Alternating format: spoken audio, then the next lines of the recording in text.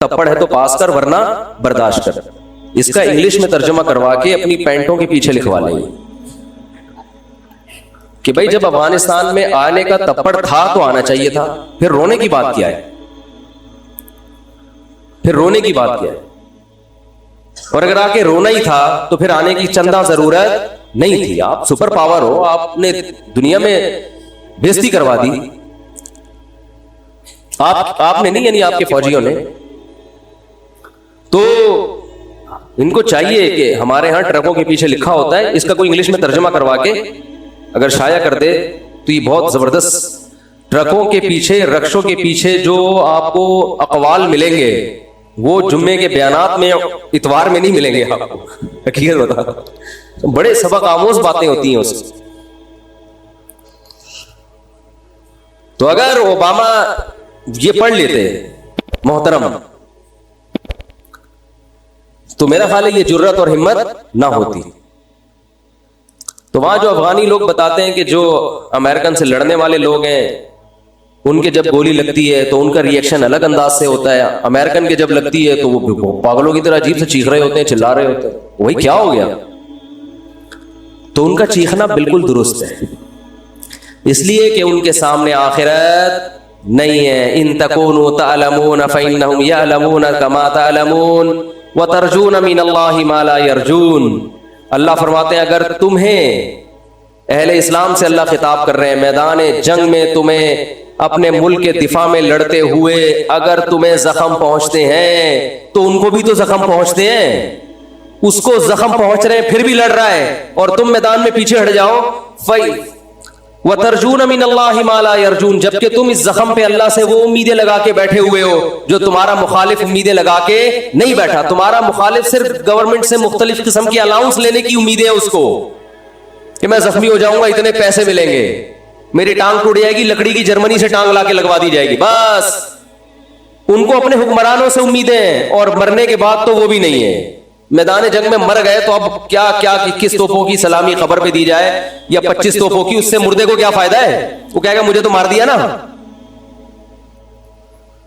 کہتے ہیں اس کے لواحقین کو نواز دیں گے. تو لواحقین کو نواز کے, یہ بھی تو اپنے لواحقین میں سب سے پہلے تو یہ تھا, لواحقین کے لیے اپنے آپ کو ہی مروا دیا. کہے گا یار اتنا پروٹوکول تو میں زندگی میں لواحقین کو نہیں دیتا تھا. تو یہ مزیداری نہیں ہے, مزیداری ہے ان تکونوا تعلمون فإنهم يعلمون كما تعلمون وترجون من الله ما لا يرجون. خدا کی قسم قرآن کی اس ایک آیت نے ایسا مسلمانوں کو موٹیویٹ کیا ہے اپنے قوم کے لیے, اپنے ملک کے لیے, اپنے مذہب کے لیے لڑنے کا, ایسی آگ بھری ہے. اللہ فرماتے ہیں اگر تم زخمی ہوتے ہو تو انہیں بھی تو زخم پہنچتے ہیں. وہ تھوڑی جیسے آتے ہیں ویسے کے ویسے, کچھ تو تم نے ان کو بھی مارا ہوتا ہے. اس کے باوجود وہ میدان میں اتر رہے ہیں. حالانکہ ترجون من اللہ ما لا یرجون, تمہیں اللہ سے وہ امیدیں ہیں جو ان کو نہیں ہے. اور تمہیں اللہ سے کیا امیدیں ہیں؟ آپ صلی اللہ علیہ وسلم نے فرمایا جس کے میدان جہاد میں زخم لگا, قیامت کے دن وہ زخم بہتا ہوا ہوگا اور اس کے خون کی رنگت خون جیسی اور اس کی خوشبو مشک جیسی ہوگی. اسی طرح آئے گا قیامت کے دن. شہید کے خون کا قطرہ زمین پہ گرنے سے پہلے اللہ اس کے گناہوں کو معاف کر دیتے ہیں. ہم نے تو شہداء کے خون کی خوشبو اپنی ناک سے سونگی. اللہ نے تو ہمیں یہ آیتیں اور یہ حدیثیں یہ دنیا میں نظارہ کرا دیا. ہمیں کیسے کوئی لبرل اور ملحد یہ کہہ سکتا ہے کہ یہ حدیثیں معاذ اللہ غلط ہیں؟ ہم نے تو بھائی اپنی ناک سے سونگی ہے. ابراہیم علیہ السلام نے اللہ سے پوچھا کہ اے اللہ تو مردوں کو زندہ کیسے کرے گا قیامت کے دن, یہ تو بوسیدہ ہڈیاں ہو کے مر کے ختم. تو اللہ نے فرمایا اولم تؤمن, کیا میری باتوں پہ یقین نہیں ہے؟ قال بلا, اللہ کیوں نہیں ہے, تو نے کہہ دیا بس یقین ہے, لیکن ذرا دکھا دے تو اور اطمینان ہو جائے گا.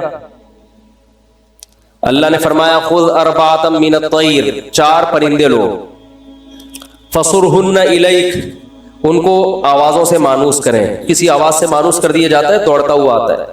ثم اجعل علی کل جبل منہن جزءا, ان کو ذبح کر کے قیمہ بنا کے ٹکڑے کر کے مکس کر کے चारों तरफ जो पहाड़ है ना, उनकी पहाड़ियों के कोनों पे चोटियों पे रखते हैं। सुम्मा दुउहुन्ना, फिर जिस परिंदे को जिस आवाज से मानूस किया है वो आवाज निकाले, यातीना का साया, वो परिंदे दौड़ते हुए इब्राहिम अलैहिस्सलाम की तरफ आए, दौड़ते हुए, सारे बोटियां उड़ उड़ के जिंदा हुए, पूरे पर और पूरा परिंदा बना और इब्राहिम अलैहिस्सलाम की तरफ दौड़ रहे। तो जिस पैगंबर ने ये मंजर अपनी आंखों से देखा हो, उन्हें कभी कोई वसवसा होगा अल्लाह की बातों में कि मैं क़यामत के दिन मुर्दों को जिंदा करूंगा? तो भाई हमने तो शुहदा के खून की खुशबू अपनी नाक से सूंघी है, और मैंने नहीं, बहुतों ने सूंघी है, बहुत सौ से आप तस्दीक करवा सकते हैं। इसमें ड्रामे भी होते हैं, मैं मानता हूं। आजकल तो जो मर रहा है खुशबू आ रही है, तो इसमें जो करामतें होती हैं ना, इसमें झूठी खबरें बहुत फैलती हैं। लोग अपने बड़ों को से अकीदत में गुलूव की वजह से उनको बहुत ऊपर चढ़ा देते हैं, लेकिन जो मुशाहिदा है उसका तो इनकार नहीं हो सकता। हमने तो खुद मुशाहिदा किया, और एक का नहीं किया है, बहुत सौ का किया है। तो वबश्शिर साबिरीन, मैं अर्ज कर रहा था कि थर्मामीटर क्या है कि जब कोई परेशानी आती है तो क्या करते हैं? सब्र। जेलों में लोगों की जिंदगियां गुजर गई, सब्र कर रहे हैं, मुंह से उनकी कभी नाशुक्री का लफ्ज अदा नहीं होता। भाई अल्लाह इसी पे राजी है। आज आप देखें किसी खातून के छोटे बच्चे का इंतकाल हो जाए, कैसा चीखती चिल्लाती हैं, ऐसा रोती पीटती हैं, ऐसा डिप्रेशन, ऐसी स्ट्रेस। वही है कि हर आदमी बस इस दुनिया में पेड़े खाने में लगा हुआ है कि सारे मजे उड़ाने हैं, कोई टेंशन नहीं हो। मेरी दादी की अल्लाह मग़फ़िरत फरमाए, उन्होंने मुझे बताया कि उनके 8 या 9 बच्चे 7 और 8 साल की उम्र को पहुंच के मरे हैं।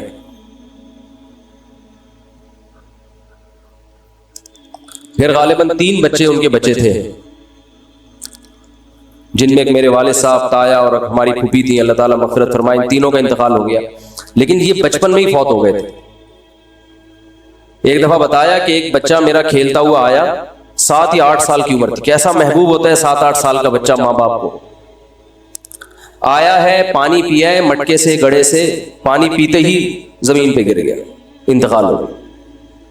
लेकिन उनका सब्र कैसा था, बस रोती थी, मा क़द्दर अल्लाह, जो अल्लाह की तरफ से मुक़द्दर है। आज ऐसे पागल हो जाते हैं, ऐसे बौखला जाते हैं। तलाकों का रेशो भी इसीलिए कि एक दूसरे को बर्दाश्त कर ही नहीं रहे हैं। पहले रिश्ते वजूद में आते थे, मियाँ में खराबी है, औरत बर्दाश्त करती थी, चलो भाई चलाओ गुजारा चलाओ। औरत में खराबी है, मियाँ बर्दाश्त करता था, यार गुजारा है, सारे मजे दुनिया में थोड़ी होंगे। अब नहीं भाई, औरत को मियाँ पूरा एक्यूरेट चाहिए, बिल्कुल सर के बाल से लेके पाँव के नाखून तक रिमोट कंट्रोल की तरह वो इसके इशारों पे चलता हो। और मर्द को भी ऐसे ही है कि बीवी ऐसी चाहिए जिसमें किसी किस्म का कोई फॉल्ट हो ही नहीं, इस्तिखारों में भी पॉजिटिव आए, और हुस्न और जमाल बेमिसाल, और जनाब अखलाक भी, और हर मामले में उसका मेयार ऐसा है कि उसको दुनिया में बस सारे मजे उसने दुनिया में चाहिए। ये हर आदमी का हो चुका है माम। तो भाई थोड़ा सा दुनिया को आड़ा तिरछा करके चलाओ, कंडक्टर से इबरत हासिल करो ना। बार बार कहता हूं, बस जितनी भी भरी हुई हो, कंडक्टर बस को छोड़ के भागता नहीं है कि यार सीट नहीं मिल रही तो मैं कहां बैठूं, सारे तो पैसेंजर चढ़ गए। सुबह से शाम लटक लटके, नाज़ाबाद से लांडी, लांडी से नाज़ाबाद, होता है कि नहीं होता? लटक लटक के जाएगा। क्या अगर रात को सोएंगे आराम से, कोई मसला नहीं है। पांव रखने की, अंगूठा रखने की जगह नहीं है, मगर एक दरवाजे से चढ़ेगा, सबसे किराया लेके दूसरे से उतर जाएगा। उसे कभी टेंशन नहीं, यार ये क्या मसला है यार, जगह ही नहीं है, सब लोग इज्जत के साथ सफर कर रहे हैं, और वो बॉस जो है वो तो ड्राइविंग की सीट पे बैठा हुआ है मजे से। और मेरी हालत देखो यार, मुझे तो जगह ही नहीं मिल रही, जाओ मैं नहीं जा रहा। वो कहते कोई बात नहीं यार, पैसे जब आएंगे ना जेब में इतने सारे, तो अड्डे पे रात को सोएंगे आराम से। फिर इनको नींद भी टाइट आती है, इनको जगह ना भी मिले बस की छत पे सो जाते हैं, ये रेडियो पे सो जाते हैं। मैंने देखे हैं, जगह नहीं मिली, रेडी लगी हुई है, कोई फल वाला अपनी रेडी छोड़कर चला गया, सुबह दोबारा से फल डालूंगा, 2-4 गले सड़े सेब रह गए थे, साइड पे लगाया, सो गए। طبیعت سے سوتے ہیں مزے سے. وہ ٹینشن برداشت کر رہا ہے کہ بھائی پیسہ آ رہا ہے, تو بھائی ہم اور آپ بھی برداشت کر لیں کہ اجر آ رہا ہے اللہ کی طرف سے, ثواب مل رہا ہے, آخرت میں ذخیرہ ہو رہا ہے. رسول اللہ صلی اللہ علیہ وسلم نے ارشاد فرمایا ان اللہ اذا احب قوما ابتلاهم, اللہ تعالیٰ جب کسی سے محبت کرتے ہیں اسے آزمائش میں ڈال دیتے ہیں. ایسا بھی ہوتا ہے. فمن صبر فلہ الرضا, پھر ان آزمائشوں میں جو صبر کرتا ہے اللہ اس سے راضی ہو جاتا ہے. آزما لیا پیغمبروں کو جو اللہ نے آزمایا تو کیسے خطابات دیے. نعم العبد, ایوب علیہ السلام کے بارے میں فرمایا کیا خوب بندہ, ساری زندگی بیماریوں میں گزر گئی, ایک لفظ زبان سے ناشکری کا نہیں نکلا. نعم العبد, یہ اللہ کی طرف سے القابات ملتے ہیں.